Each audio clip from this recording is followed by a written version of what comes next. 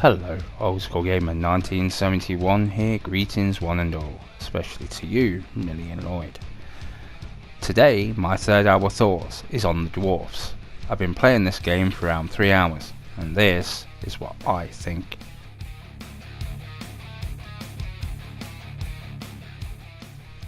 The Dwarves by King Art Games. It's an RPG strategy game that came to the PlayStation 4 in 2016. Does this be a sequel? Whilst not a sequel in the conventional sense, it is based upon a book of the same name by Marcus Heitz. Hopefully I've got that name right. The game is based on the first book in the series. I will be honest, I didn't know it was based on a novel, nor do I know how close to the plot of the novel the game really is. I admit I found out whilst looking up release dates.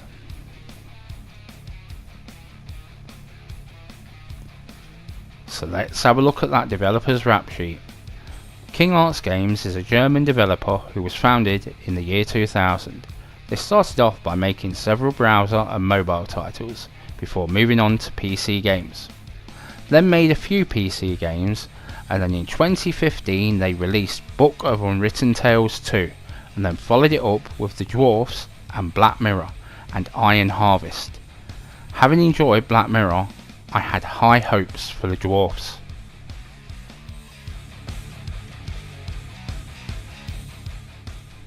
I'm going to tell you a story. So let's just say the game is a little cliched, as the dwarves and elves are hardly living side by side together in perfect harmony in this game. The dwarves have sided with the humans to keep evil at bay. Elves have sided with the goblins. This in itself is quite novel, as in who they've sided with.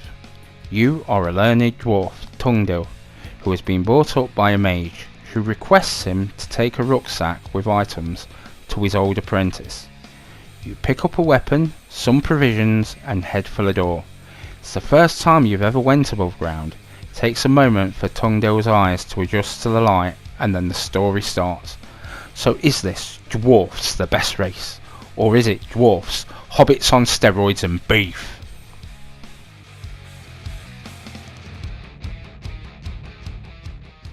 So how good are the game's chat-up lines, aka the intro? So you get a bit of backstory here. This is on the PlayStation Pro, and as you can see it's quite choppy. The voiceover however is fine. Then we go into like a training mission. This is cool and shows you the controls. You control the special moves and the elixirs. Whichever way you are facing, it hits with standard attacks automatically. This took me about 5 minutes to get used to, but once I had, it kinda made some sort of sense. After taking on so many, you get the king join your party. He has different specials. This makes it tactical to change between the characters.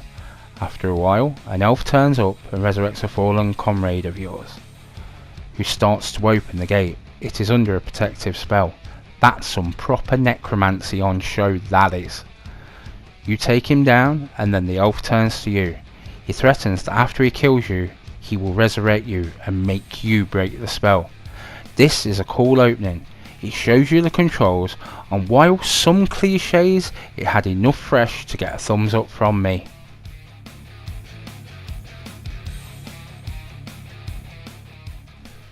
Okay, is this a looker or a bit of a munter? Okay, let's be fair about this. The graphics are pretty good. Yes, it's not quite AAA, but it's still a bit of a looker. It does remind me of Baldur's Gate 2 on the PC. I like the graphical style, and whilst no real blood and gore, nor the detail we've come to expect with recent releases, just isn't there. However, it has a charm all of its own. The cutscenes do look nice. And certainly I was pleasantly surprised. I found that the dwarfs all look different and all have their own characters. The background and foliage also look really nice, and I feel the game did enough to see graphics as a positive, and yes, it did draw me in. More on the atmosphere later.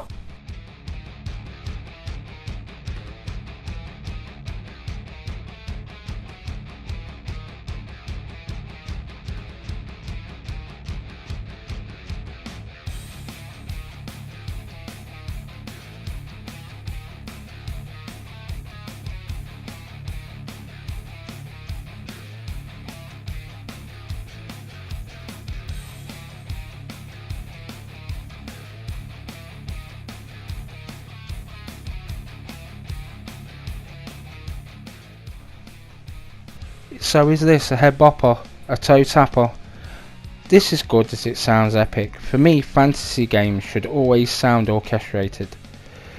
It's the cherry on the ice cake. As well, those magic spells and specials should sound powerful, and here it does. For me, the soundtrack overall really fits well. It works with all the other elements to set the mood. I love RPGs, and sometimes I don't want a massive map. Sometimes I want a good story, and that's it. Sound as loud as it needs to be, but not just noise that takes you out of the game. This is rather good and balances the sound really well. RPGs with length need to be balanced, or you will at some point lose interest. Here the balance is good. The music is pretty damn and in 3 hours I was still hooked. No, not yet. Yes.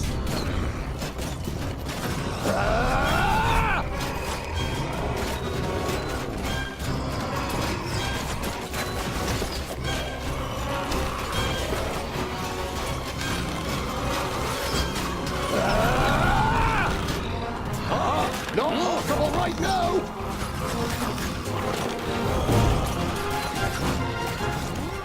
How does this bad boy play? Whilst it takes a little getting used to, once you do, it's quite refreshing. If you're injured, you take more damage. You get a choice of more skills every few levels, so you can mould your characters into the party that works most effectively for you. You sometimes get choices with no obvious outcome. It normally ends in your death. Fortunately, the game auto-saves very often, meaning you never lose too much progress. And there are easier modes, so you have a better chance of learning those controls. As well, at the touch of a button, it shows you things of interest in the area you are in. This is a good option for those who haven't got the time to search but still want to play this game.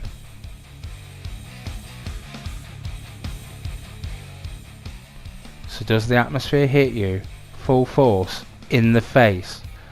Okay, years ago, myself and many of my friends used to play Warhammer. 90% of characters rolled were dwarfs. Given the chance in any game, and I am a dwarf, so I was happy with the choice of race in this game. I did feel involved in the story, and ultimately the good guys were good and the bad guys were assholes. I like the stew with a human foot in it, the craziness in certain characters. It's games like this I love to review, as I got this before Christmas and I had no idea of how good it was going to be. I thought it might have been a little bit like Lost Vikings. Happily, I was wrong. It does have that Baldur's Gate 2 feel from my PC days, which is getting a remake soon, which thankfully we have this until it's released.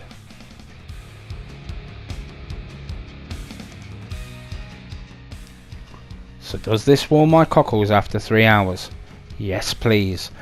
Every once in a while a game comes along that you've been waiting for. This is that game. I like turn-based RPGs, but this is different. I've never seen anything like this on PlayStation.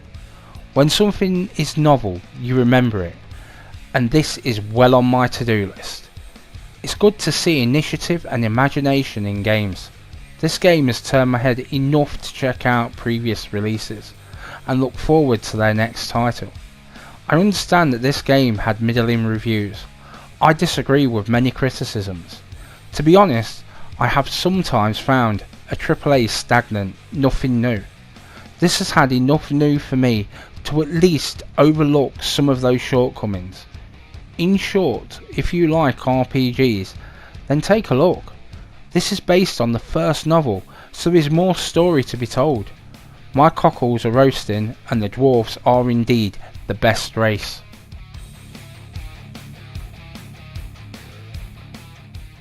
So that about wraps it up. I hope you all have a good day. If this has been helpful in any way, like, comment, share and subscribe, as it helps the channel grow and makes an old man very happy. I post new videos every week.